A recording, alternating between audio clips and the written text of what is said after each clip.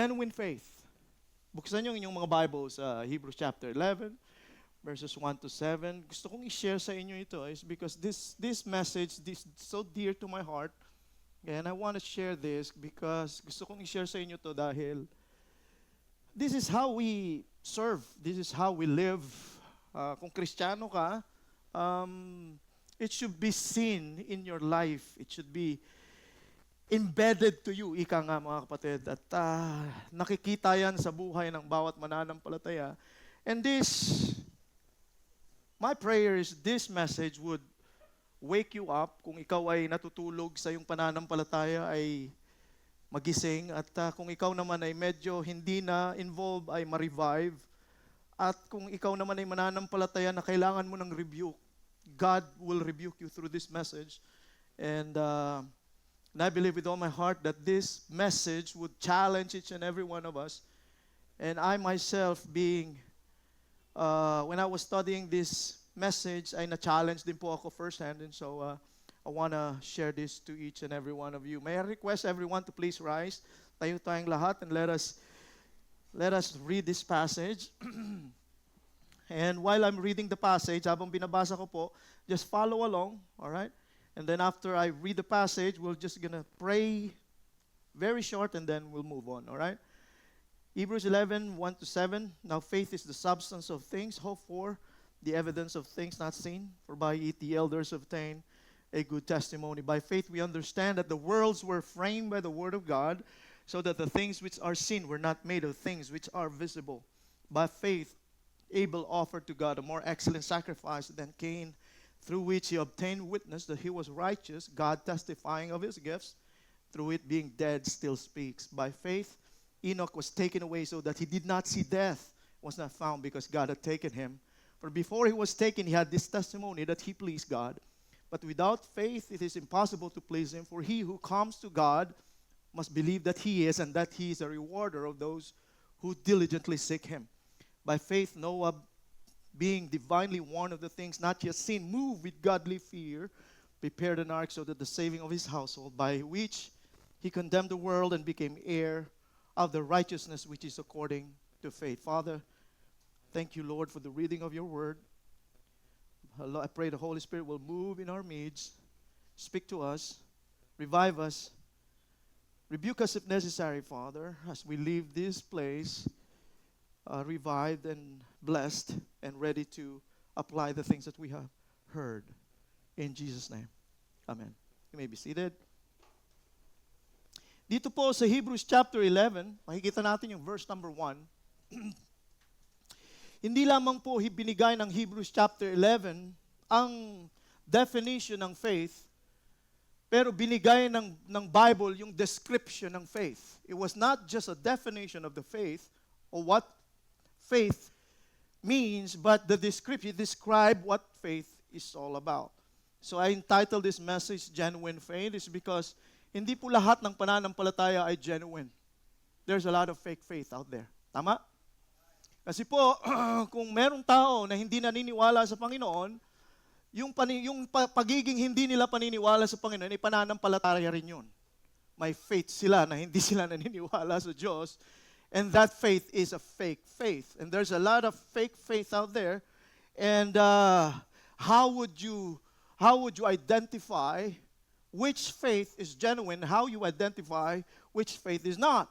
Kaya po mag-iingat po kayo because social media nowadays, napakamaraming mga fake items pagdating sa social media. Even pagdating sa faith, pagdating sa Panginoon, pagdating sa religion. If you watch videos concerning faith, if you watch videos concerning God, marami pong mga turo na hindi naaayon sa salita ng Panginoon. And you can only see faith or genuine faith in the Bible. You can only see or experience what faith is really like when you read and understand the Word of God. And you are attending this church, praising God in this church, and you are a member of this church, and I thank God.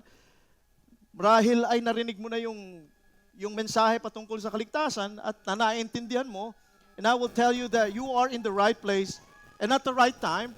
understanding what genuine faith is all about. Alright? Bago mo maintindihan kung ano yung ibig sabihin ng faith, before you really understand the word faith, let's go back to verse number 1. That verse is not just the definition of faith, it is the description of what faith is all about.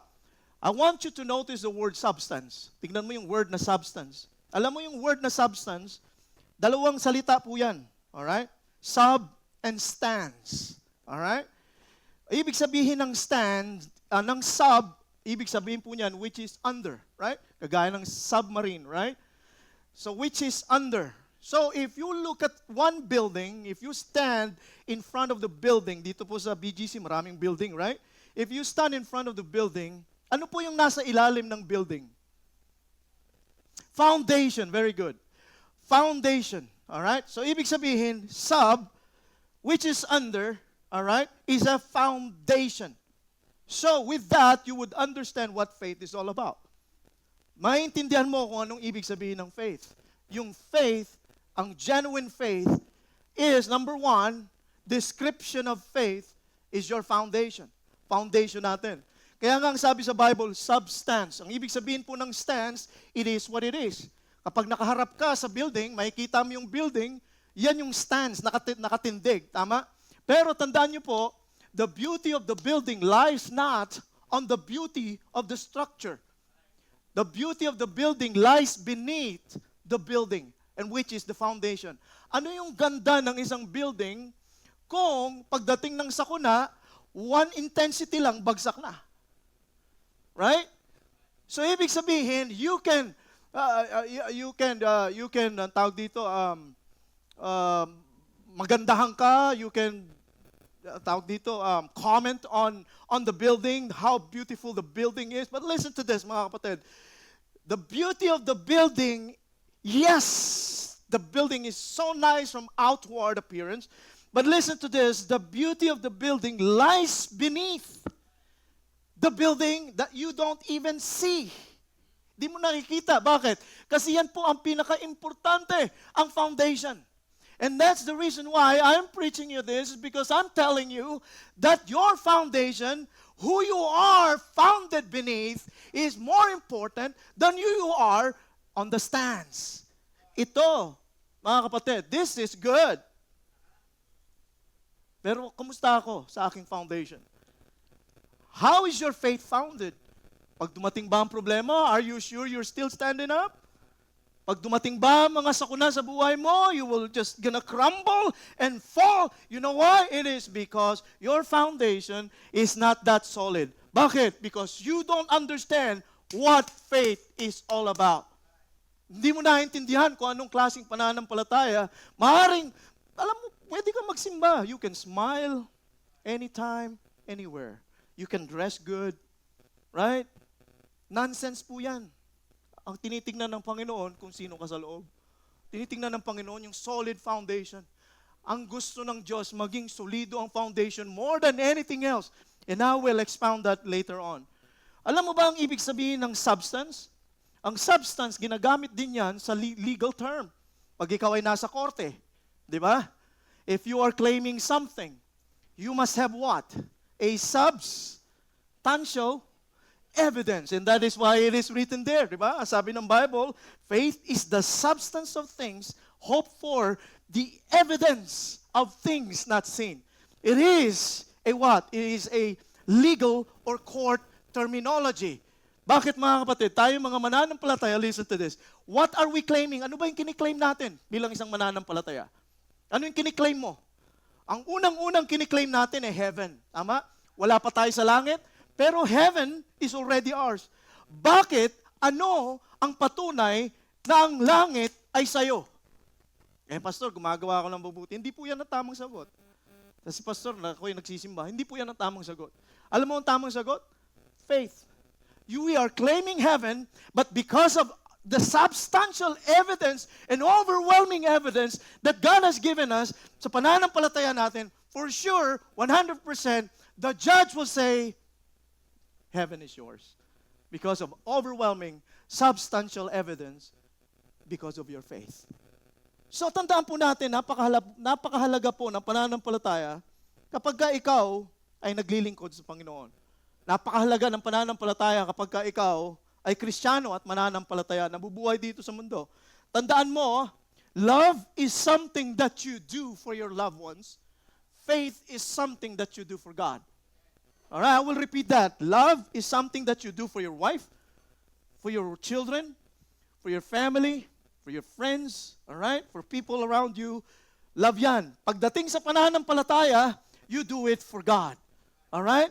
You do it for your Savior. You do it for the Lord Jesus Christ. And this message today, that is something that I want to expound and to express to you kung ano yung pananampalataya na magagawa mo sa Panginoon na pinaglilingkuran mo sa buhay mo ngayon. Alright? Faith is something that you do for God. Tandaan natin, ang pananampalataya is an action word.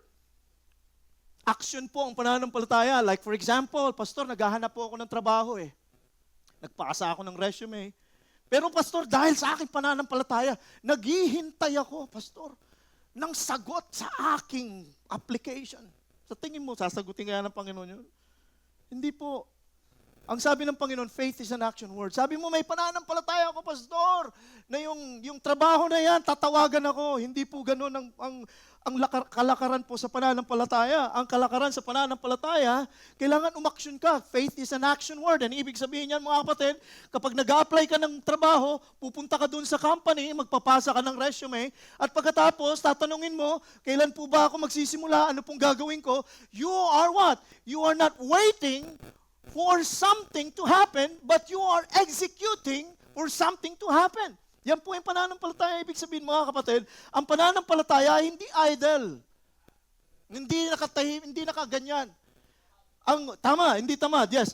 Ang pananampalataya hindi po nakahiga. Ang pananampalataya ay hindi nakaupo. Ang pananampalataya po ay aksyon. Ang sabi nga ng Bible, faith will drag you to do something for God. Faith will push you to do something for God. Genuine faith will drag you to do something for God. It will compel you to do something for God. Diba, sinabi ko nga sa inyo, diba kanina, faith is something you do for God, for the Savior that you worship. Ganyan po ang pananampalataya. Hindi po yan idle, hindi po yan steady, hindi po yan nakaupo, hindi po yan nakahiga. Ang kundi, mga kapatid, ang pananampalataya ay laging kumikilos, laging aksyon, lagi siyang tinutulak, lagi siyang hinihila para gumawa sa Panginoon. Ganyan po ang pananampalataya.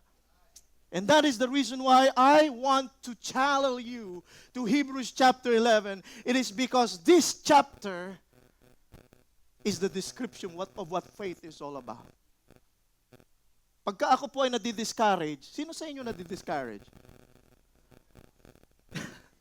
Kapag ako ay nadi-discourage, alam nyo, one thing that I do is to read Hebrews chapter 11. Alam nyo kung bakit?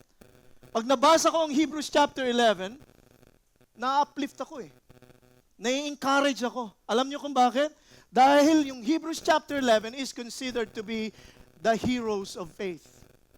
Alright? Diyan mo makikita yung mga tao na kung saan in-exemplify kung ano ang pananampalataya. Di ba? At kapag binasa mo yan at nakita mo kung paano nila ginampanan yung pananampalataya na ibinigay sa kanila ng Panginoon, magkakaroon ka ng fire sa iyong puso at sasabihin mo, I want to do that. By the way, Hebrews chapter 11 was written way back in the New Testament. Kaya nga, ang panalangin ko, Lord, if Hebrews 11 will be rewritten, kung isusulat uli ang Hebrews chapter 11, ang suggestion ko, ang panalangin ko sa Panginoon, Lord, please include my name in Hebrews chapter 11 because I want to live my faith, I want to exemplify my faith just like these people in Hebrews chapter 11. Alright, so, what makes genuine faith do to you? Di ba sinabi ko sa inyo, ang pananampalataya is an action word. Right? Parang pag-ibig yan, di ba? Ang pag-ibig, kung umiibig ka sa isang tao, di ba, kumikilos ka, gumagawa ka para sa tao na yan. What makes genuine faith do to you and myself? Alright? Number 1, here it is. Faith makes me, or makes a child of God, or makes you as a child of God, worship Him genuinely. Alright? Faith makes me worship God genuinely. So, I want you to notice the word genuinely. Dahil dyan po nagkatalo. Alright? Maraming naglilingkod sa Panginoon, not really genuinely. But because the real faith, the genuine faith in you, tandaan mo yan ha, yung genuine faith na nasa iyo, kung ligtas ka na, tumanggap ka sa Panginoon bilang sarili mong tagapagligtas, nagbago ang buhay mo, naglilingkod ka sa Kanya, isang bagay, alright, na makikita sa iyo ay naglilingkod ka, nag-worship ka sa Kanya na talagang tamang-tama. Genuinely, walang halong biro mga kapatid. Ang sabi sa Bible sa verse number 4 ng Hebrews chapter 11 na binasa natin, ang sabi ng Bible, by faith Abel offered to God a more excellent sacrifice than Cain, through which he obtained witness that he was righteous, God testifying of his gifts, and through it, he being dead still speaks. Ano pong ibig sabihin nitong talata na ito? Meron pong story nung unang panahon, si Abel sa Tagalog, at saka si Cain. Tama po ba? Ang nanay nila ay si Eva at saka si Adan. Right? Hindi po myth yung pamilya na yan. Totoo po yan. They were the first family. They were created by God. Okay? Nung unang panahon.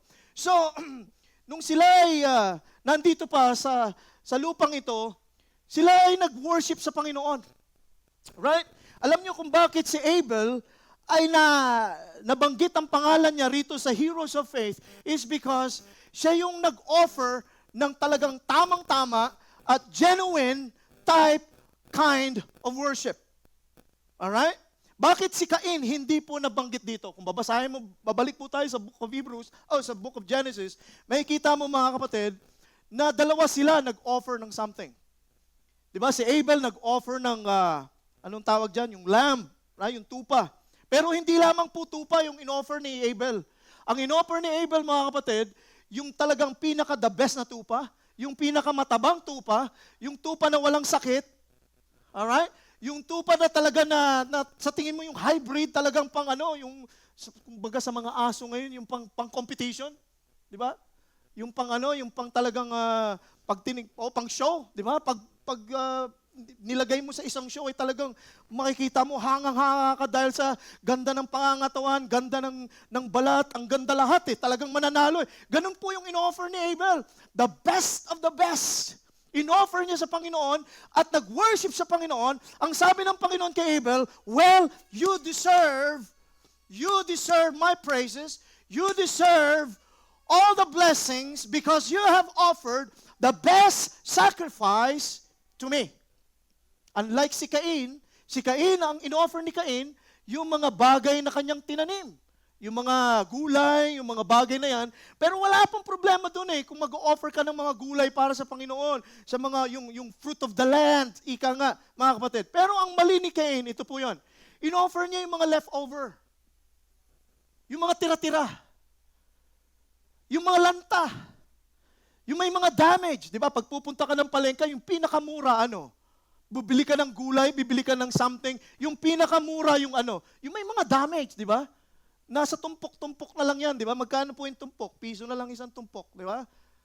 Dahil may mga damage na, pero yung talagang mga first class, yung mga magaganda, yung talagang fresh, talagang may presyo siya. Pero si Cain, ganun po ang ginawa niya. Ang ginawa niya, nag-offer siya sa Panginoon yung mga tira-tira na kanyang inani. Kaya sabi ng Panginoon, hindi ko i-honor yung worship na yan. It is because I don't deserve that. I am God. I've created you. You see, nakita niyo nakita niyo po yung difference? Kung meron kang genuine faith, ang pananampalataya na yan sa buhay mo, yan yung magtutulak sa'yo, yan yung mag-i-encourage sa'yo na mag-worship sa Panginoon at gagawin mo yung pinaka-the best mo para mag-worship ka sa Panginoon. Dahil ayaw po ng Panginoon na mag-worship tayo sa Kanya na second hand. Ayaw ng Panginoon na mag-worship tayo sa Kanya na kulang-kulang, half-hearted. Ayaw po ng Panginoon yan. Ang gusto ng Diyos when we worship God, ang gusto ng Diyos when we come before His throne, when we come before His presence, ang gusto niya ng Panginoon, yung paglilingkod na the best. Tama? Pero hindi na tayo pupunta rito sa church, magdadala tayo ng tupa at mag-aalay tayo sa Panginoon. Tapos na yun eh. Hindi tayo pupunta rito sa church, magdadala tayo ng mga palay o mga ang tawag dito, yung mga prutas or whatever, para i-offer sa Panginoon. Tapos na yung mga yun eh. Alam mo, sabi ng Bible, sa panahon natin ngayon, Romans chapter 12, verse number 1, therefore I beseech you, therefore, brethren, by the mercies of God, that you what? That you present your bodies a living sacrifice, holy and acceptable unto God, which is your reasonable service. In other words, hindi na yung tupa, hindi na yung hayop, hindi na yung mga gulay, ano ang i-offer mo ngayon? I-offer mo yung sarili mo sa Panginoon. Now, how do you offer yourself in front of God? Of course, you have to offer yourself the best of yourself, because you are placing yourself in the throne and the holiness of God. Alam niyo kung bakit, mga kapatid? Wala akong pwedeng magtago sa Panginoon. Transparent tayong lahat. Pwede kong pumunta sa church at pagkatapos, hindi alam nung katabi mo kung ano yung buhay mo. Hindi. Ang Panginoon na nakakaalam. Wala tayong pwedeng itago sa Panginoon, mga kapatid. Lahat tayo transparent sa Kanya. But what God requires is this. What God requires to each and every one of us is to what? To worship Him the best of our ability. Hindi lamang po every Sunday. In fact, listen to this. Pag pupunta tayo ng Sunday, idle nga tayo pag Sunday. Alam niyo ibig ko sabihin? We are here, idle tayo pagdating natin sa church. Alam mo kung bakit? It's because we sit, we stand up, we sit again, we stand up again, we'll walk around, shake everyone's hand, pagkatapos ng service, go out and go home. Di ba mga kapatid? Yan po yung routine na ginagawa natin every Sunday. But listen to this. Worship is not just Sunday. Worship is when we, listen to this, real worship, genuine worship is when we get out of this place and nobody is looking. Yan po yung genuine worship. Ang genuine worship is when Monday comes, Tuesday, Wednesday, Thursday, Friday, and Saturday. Yan po yung genuine worship. When no one is looking, it is between you and God. When you go to work, when you go to school, whatever you do in your life, that is what genuine worship is all about. It is because it is now between you and God. Dahil ang sabi ng Panginoon sa 1 Corinthians chapter 10, verse number 31, listen to this. Whether therefore you eat or drink or whatsoever you do it all to the glory of God. Your purpose now is to glorify God in whatever you do. Right? It is not just coming to church, worship and glorifying God. Yes, that is okay. Yes, that is good. Yes, you come to church every Sunday. But listen to this. What count is your Monday, your Tuesday, your Wednesday, your Thursday, your Friday, and your Saturday life. How is your 1 week life? When no one is looking, walang nakakita ng kapwa mo Kristiyano, hindi ka nakikita ng kapwa mo pastor, how is your life between God and you? That is genuine worship. Tandaan po natin, ang sabi sa Bible na kinote ko kanina, sabi ng Bible, whether therefore you eat or drink or whatsoever you do all to the glory of God. Tandaan mo, ang pag-worship, hindi lang kanta. Hindi lang pagtugtog. No. There are a lot of different types of worship. Alam mo, pwede ka mag-worship habang nasa school ka. Pwede ka mag-worship sa Panginoon. Whether therefore you eat or drink, whatsoever you do all to the glory of God. Habang nagda-drive ka, pwede ka mag-worship. Habang naliligo ka, pwede ka mag-worship. Habang nasa church ka, nagbibigay ka, naglalagay ka sa offering, nag-worship ka sa Panginoon. Maraming bagay na pwede kang gawin para paglingkuran ng Panginoon. Ang panalangin, nag-worship ka. It is not just inside the church. When you wake up in the morning, you worship God, you pray, you read the Bible. You are worshiping God because, sabi ng Bible, whether therefore you eat or drink or whatsoever you do all to the glory of God. Your goal now sa buhay mo is to make sure that you glorify God in every single time you live on this world. You worship God because that is what genuine faith is pushing you to do, dragging you to do. Genuine worship. Kaya ito lang ang gusto kong sabihin sa inyo. Kapag mag-worship ka sa Panginoon, ibigay mo yung pinaka-the best mo. Kapag nagbigay ka sa Panginoon, bigay mo yung pinaka-the best. Kapag tumayo ka sa likuran ng pulpito na ito, you should give your best.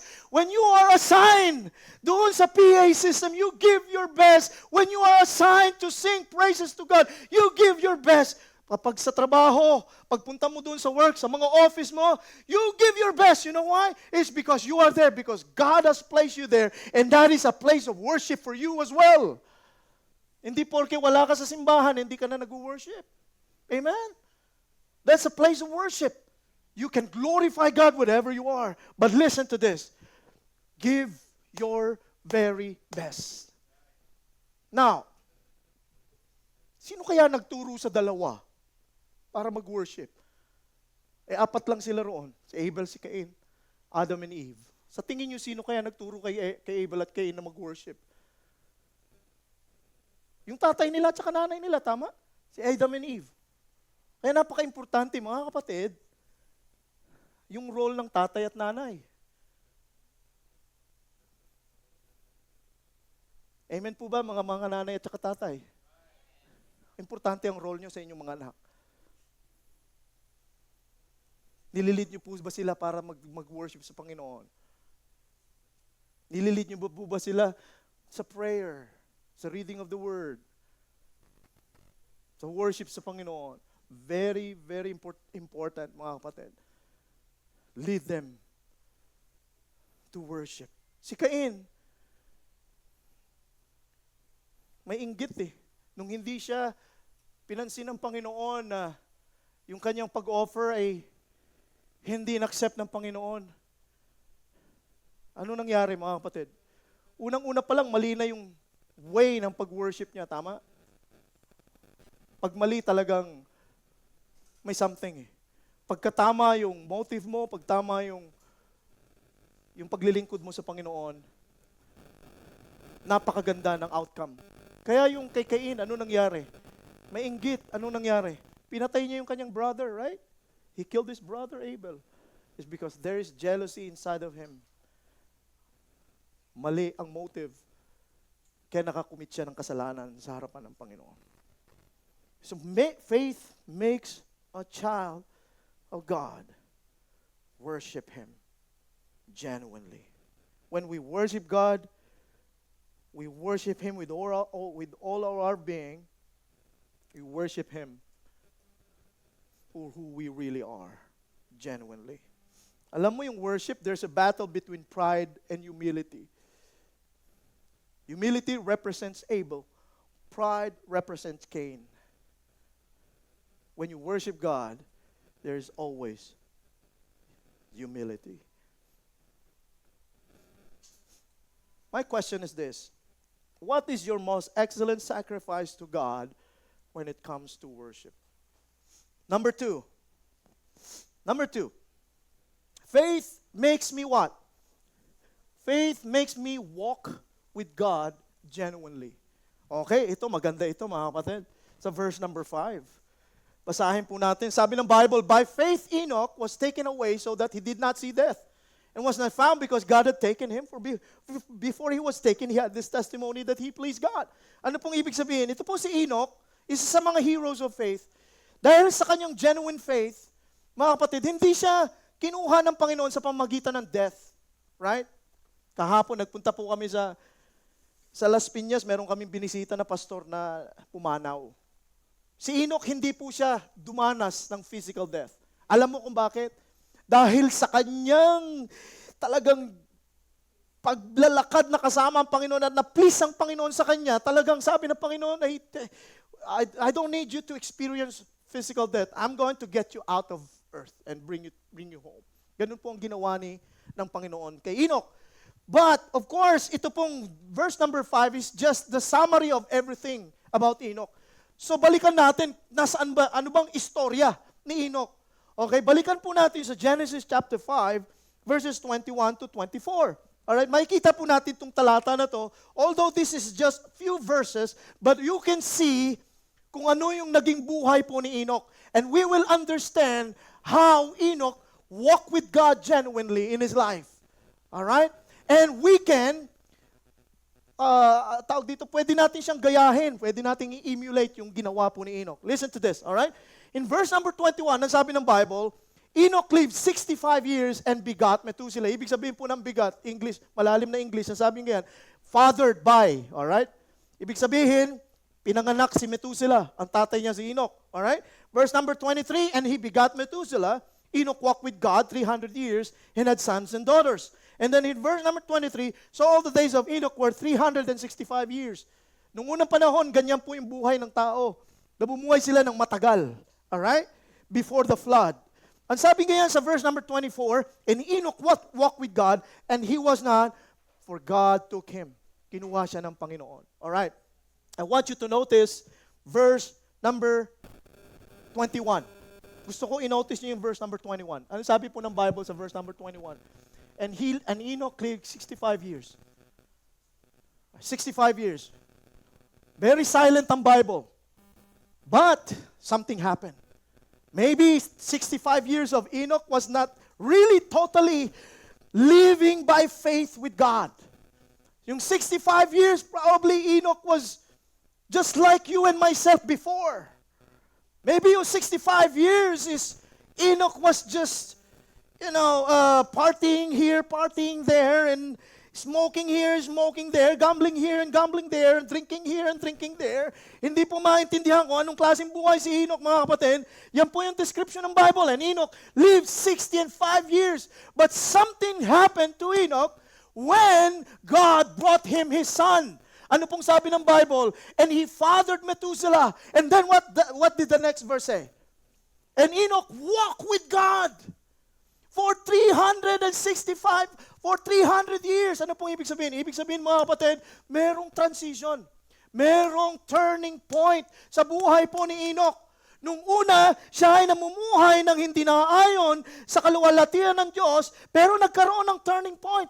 Yung turning point, maaari yung anak niya si Methuselah, o maaaring may nag-share sa kanya ng gospel, or maaaring merong ginawa ang Panginoon para siya ay maliwanagan sa kanyang buhay. We really don't know, but there is turning point. Ano pong sabi ng Bible? And after Methuselah was born, ano sabi ng Bible? And Enoch walked with God after he begot or fathered Methuselah for 300 years. Merong turning point sa buhay ni Enoch, mga kapatid. Na-save siya sa makatuwid. Naligtas siya. Nakilala niya yung Panginoon. Merong turning point. Sa buhay mo, nagkaroon ka ba ng turning point bago ka nagkakilala sa Panginoon? Maaari yung turning point sa buhay mo dinala ka ng kaibigan mo sa church. Maaaring umattend ka sa camp. Maaaring ganitong ginawa sa'yo ng Diyos. Yan ang turning point ng ginawa ng Diyos sa'yo Tapos nakakilala ka sa Panginoon, naliwanagan ka, at pagkatapos ikaw ay nag-serve sa Panginoon, ngayon nandito ka na, ikaw ay nag-serve sa Panginoon in various types of ministries that God has given you. Alright? So, ang sabi ng Bible, very, very interesting ang sabi ng Bible dito. Ang sabi ng Bible, 300 years. He walked with God for 300 years. The first 65 years was not good, but the next 300 years, he walked with God. That is a long walk. Sino sa inyo kaya mamubuhay ng 300 years dito? Ang lifespan natin, mga 60, 65, 75, right? 300 years, mga kapatid. 300 years. Ano sa tingin nyo that Enoch doesn't have?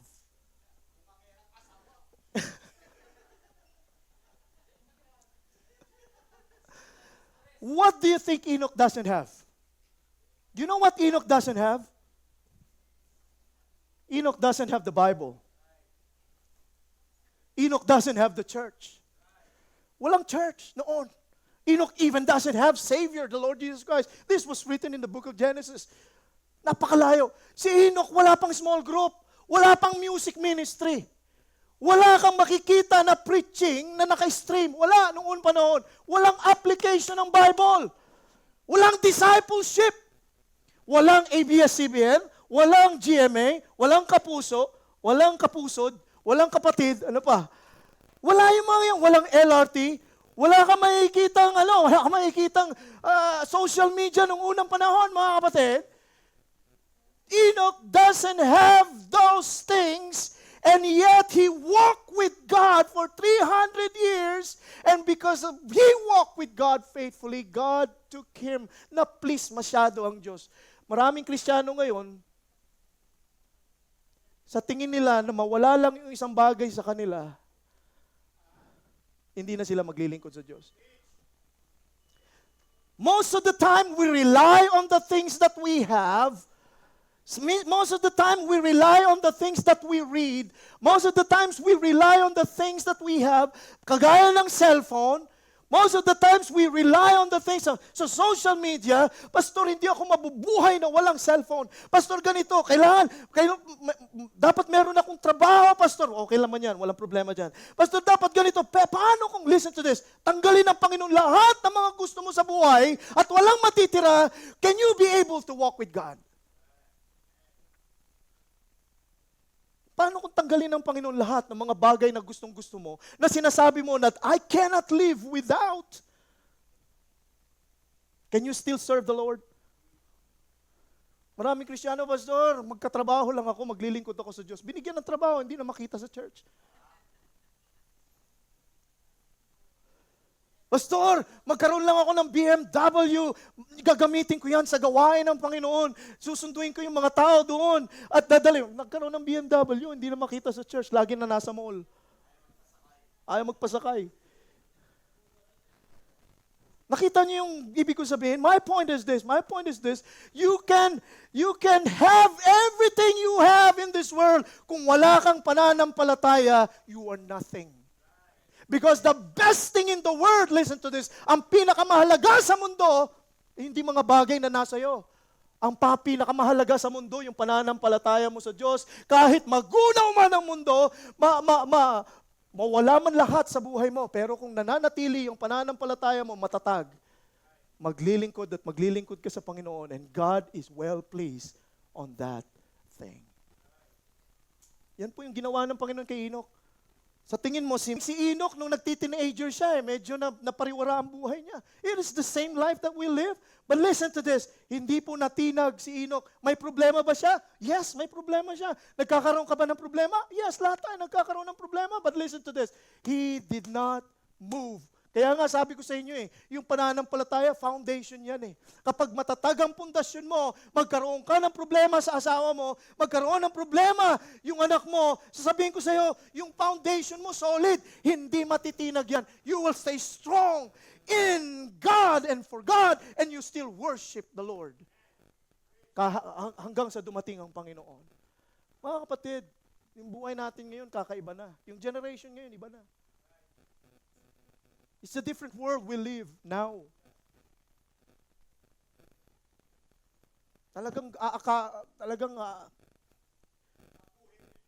Yung salita ng Panginoon nilalagyan na ng question mark.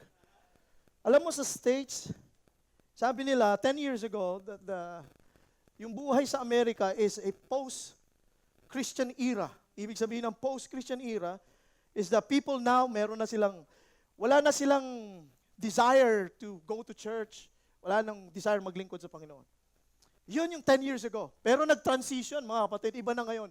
Alam mo kung ano na ngayon? Hindi na post-Christian era. Ngayon ay against persecution. Christian era na. Kapag ka narinig nila ang Kristiyano, they will persecute you. They will say things not good towards you. They will say things not very good to the church. They would even curse God in front of you. Nung unang panahon, ano lang sila empathy lang Walang pakialam, walang pakiramdam. Ngayon, iba na. They will act and persecute you and attack you in every, ano tawag dyan? Every direction sa buhay mo. Pero kung may pananampalataya ka, walang kwenta yan. Amen? You will still worship the Lord. So Enoch walked with God for 300 years without letting up, without any doubt, without may problema, yes, but still, he lived for God. Last but not least, number 3. I want you to get this. Number 3. But before that, what is your walk that pleases God? Number 3, faith makes a child of God work for Him genuinely. So number one, what is number one point? Faith makes me what? Worship God genuinely. Don't forget the word genuinely. That's will set you apart from other Christian or other people, right? Worship God genuinely. Number two, walk with God genuinely. Don't forget the word genuine, because that would separate you away from other people or other Christian. Number three, work genuinely. My faith makes me work for God. Sino tong story na to? There is another man. Di ba yung una si Abel, pangalawa si Enoch, pangatlo si Noah. Right? Noah. Si Noah. Sino ba si Noah? Sabi ng verse number 5, by faith Noah, being divinely warned of the things not yet seen, moved with God with fear, prepared an ark for the saving of his household, by which he condemned the world and became heir of the righteousness which is according to faith. Alam mo, one time, si Noah nananahimik, sinabihan siya ng Panginoon, ang sabi ng Panginoon sa kanya, Noah, I want you to build an ark. Because I'm going to destroy this world with water, with flood. Noong unang panahon, they do not understand the concept of flood. They even do not understand the concept of rain. Wala yan sa kanila, hindi pa nila na-experience yan eh. Pero nung sinabi ng Panginoon, Noah, I want you to build an ark. This is the size. You and your family should work with this. This is the measurement of the ark. This is how big it is. And I want you to open the door, and I'm going to let this animal come in, and then I will start to pour the water down, and then the flood will come out, and then will destroy everything on its path.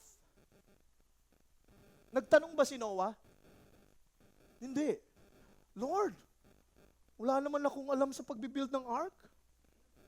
Lord, ano ba yung ark? Lord, bakit ganyan? Bakit ako? Iba na lang. Lord, busy ako sa trabaho. Di ba? Lord, si Troy na lang. Wala, maraming time. Lord, si ano na lang, si Zion. Di ba? I volunteer. Lord, here am I. Send Zion. Di ba? I volunteer him. Right? Hindi po ganun ang sinabi ni Noah. Ang sabi ni Noah, nung narinig ni Noah, ang sabi ng Panginoon, Noah, I want you to build an ark. Alam mo yung sabi ni Noah, Lord, even though I do not understand what it is, but I will follow you. That is what faith is all about.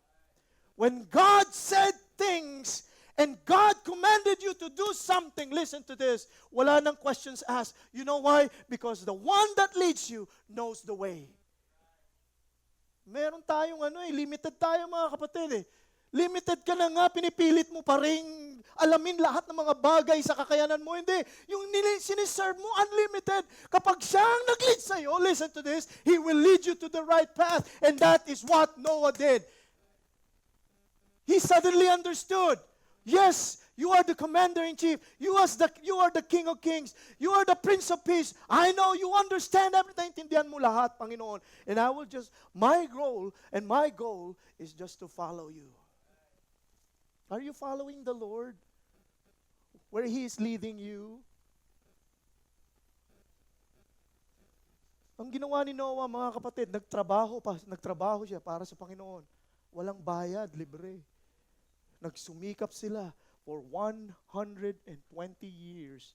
Habang sila ay nagbibuild ng ark, nagpipreach sila sa mga tao, magsisi na kayo dahil ang Diyos, gugunawin niya ang mundo. Ganito ang gagawin niya. Ang sabi ng mga tao, they mocked Him. Ang sabi ng mga tao, nasisiraan ka na ba ng baliw? Nasisiraan ka na ba ng bait? Baliw, no?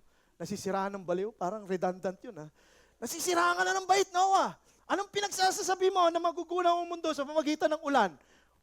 Kasi they do not understand the concept of rain. Kaya ganoon. Pero si Noah naintindihan niya kahit di niya na-experience dahil inutos ng Diyos. That is what genuine faith will do to you. And they preach and nobody listens. What happened? 8 tao lang ang naligtas. 10 pala yan. 8 tao ang naligtas. Because they followed and obeyed and worked for God. Pastor John, announce na ng announce. Kailangan namin ng tulong nyo. Kailangan namin ng volunteer. Kailangan namin dito ng tulong. Mga bingi eh. Ayaw tumunod eh. So busy ako. Wala akong mga ginagawa. Muna lang ministry. Ayaw, di wag. My point is this. Listen to this. Mga kapatid, kapag meron kang totoong pananampalataya, hindi ka makakontento kung anong ginagawa mo ngayon dahil yan ang magtutulak sa'yo para maglingkod sa Diyos. Kahit saan ka pumunta, kung marunong kang mag-music, kung marunong ka sa kung merong gifted, if you are gifted of something, God has given you that gift, kahit saan ka pumunta, yung gift na yan magagamit mo. I tell you that and I will guarantee you that. Pumunta ka sa isang lugar, pumunta ka sa Amerika, pumunta ka sa Europe, pumunta ka sa... Kapag ka ikaw ay na-involved sa church, listen to this, lalabas at lalabas yung gifting na yan and you will serve the Lord there. You know why? It's because God has given you that gift and that gift should be used for the glory of God. Hindi yan basta-basta lang uupo. Hindi. Action yan. You will give your entire self to the Lord to worship Him, to glorify Him, to walk with Him, and to work for Him. Tandaan mo, hindi ibig sabihin na nagtatrabaho ka sa labas, hindi ka na involved sa ministry. Involved ka pa rin sa ministry. Kahit nagtatrabaho ka sa secular, kahit sa call center, you're still involved in the ministry. You are still part of the team. You know why? It's because you still make sure and you find the time for what? For you to be what? Work for God. You're not working for Pastor John. You're not working for anyone here. You are working for the King of Kings and the Lord of Lords. Kapag ka ang Lord ang siniserve mo, ang Lord ang magbe-bless sa'yo. Kapag biniless ka ni Lord, sasabihin mo sa Panginoon, Lord, more. More. Because it cannot contain you. Yung happiness na sa buhay mo, you cannot contain it. You know why? It is because it satisfies you. Listen to this. Yung pananampalataya, genuine faith, it satisfies you. Si Enoch nga na-satisfy kahit wala siyang anumang mga bagay eh. Huwag mo sabihin na kapag may kotse ka, satisfies ka. No, hindi yan ang satisfaction natin. And not everything in this world is not our satisfaction. Ang satisfaction ng mananampalataya ay yung naglilingkod sa Panginoon, lumalakad sa Panginoon, at gumagawa para sa Panginoon. Yan po yung satisfaction natin. Kapag ka yung satisfaction mo, wala sa tatlo na yan, mga kapatid, better check. Check your motive. Check your salvation. Am I really saved? Kapag ligtas ka talagang maglilingkod ka sa Panginoon, unang-una may changes sa buhay mo. Pangalawa, talagang maglilingkod ka sa Panginoon. By hook or by crook, whatever happens, I will serve the Lord. Nung nagsisimula kami ng City Light, nung unang-unang panahon ni Kopong-Kopong, diba? O nga eh, baka malaman nyo kung ano edad ko. Diba? It was not easy work. It was not. But there are people on our side working alongside with us. And now I can see these people being blessed by God. And that is what it takes when you are serving, worshiping, walking genuinely because of that faith in you. God will bless you. Magkukwit ka pa ba? Hindi na. No time for quitting. No time. Pag na-experience mo yan, you would say, more. More, God. I want it. I like it. I want to serve you. Naalala ko nung nasa New York, naalala ko nung nasa New York po kami. 7 years ako nag-stay sa New York. From City Light. Nagpunta kami ng New York. Nag-start po ako ng church doon. Sabihin ko sa inyo, mga hybrid ang tao doon. Iba talaga. Hindi kagaya ng mga Pilipino. Receptive doon. Hindi po receptive ang mga tao doon. Matitigas. Ginugoogle nga nila kung sino ako eh. Sino ba yung tao na yan? Who's this Dan? They wanna see. They wanna know my background. Ganun po yung mga tao doon. Hirap po ng ministry. Talagang umiyak ako. Sabi ko, Lord, anong ginagawa ko dito, Panginoon? Naalala ko yung City Light. Lord, ang ganda-ganda ng ministry. What am I doing here? Tapos yung mga anak ko nandito sa Pilipinas, hinihintay ko sila. I almost give up. Pero sabi ko, Lord, I will stay. I know you're just testing my faith. And then nagsimula yung gawain. Nakapag-start kami, maraming mga naabot na mga gawain. And then the Lord opened another opportunity for us to move from New York to California. Malayo po yan. Siguro pag dinarive mo yan, aabot ka ng 1 linggo sa drive. Mga 6-hour flight yan from New York to California. Malayo, east to west yan eh. From East Coast to the West Coast. So nagpunta kami ng California. Sabi ko kay Mrs., pupunta tayo ng California, merong ino-offer na trabaho sa yon, at ako'y magpa-plant ng church doon. Sabi ni Lot sa akin, ikaw na lang. Ayaw niya na yung, dahil sa nakita niyang, hirap sa ministry. Hindi naman niya sinabi talagang definite na sinabi niya, ayoko na, ikaw na lang. Ang sabi niya sa akin, can we just pray about it? Kasi na-burden na ako. Sabi ko sa kanya, yeah, why not? Let's pray about it and let's see what God would do. And then pinag-pray namin. And then nag-usap kami, sabi namin, yeah, we are determined to move. Ang move namin is unsure. Walang kasiguraduhan. Hindi namin alam kung ano mangyayari sa California. Wala kaming bahay. And then God provided everything. We moved there, God provided everything. God opened an opportunity for us to serve Him. God led us to people that we do not know. And then established po yung the Well Church. And then siguro ngayon we have maybe around 25 to 30 people attending our church every Sunday. Ngayon merong isang family na galing dito sa Pilipinas, pumunta sa Amerika, and they're looking for a church. And they found the Well Church. Ang pinakamaganda po doon, ang isang pamilya ay musical. Yung tatay nagbe-bass, yung anak nagda-drums, yung nanay nagki-keyboard. Dalawa lang kami ni Gabs ang nag-music. Ngayon, kompleto na. And I thank God for that. My word. Yung drummer namin na babae, once in a blue moon lang umaten. Pagka umaten siya, sineset up namin yung drums. And then, that's it. And then God provided. For 3 years of our ministry, God is putting it together. And God is bringing these people together. My prayer is every year, Lord, give us 10 people. Not just a 10 church, but these people will work with us, will give, will partner with us in the ministry. And God is bringing these people alongside with us. Isa dyan si Varna. I thank God for Varna and his wife. Her wife, the Mexican, si Omar. Husband, sorry. Her. Paano iniisip ko? Husband. Naging lalaki na si Varna. So, yun po, God is putting this together, and we're happy, and I thank God for what God is doing. And I can see that is because what this faith did to us. And God will do that to you as well. Not just corporately as a church, but individually as a believer. Try it. And you'll see the difference. Medyo mahirap. Pero pag nakita mo, yung pagkilos ng Diyos sa buhay mo, you will say, oh, it's really nice to serve the Lord.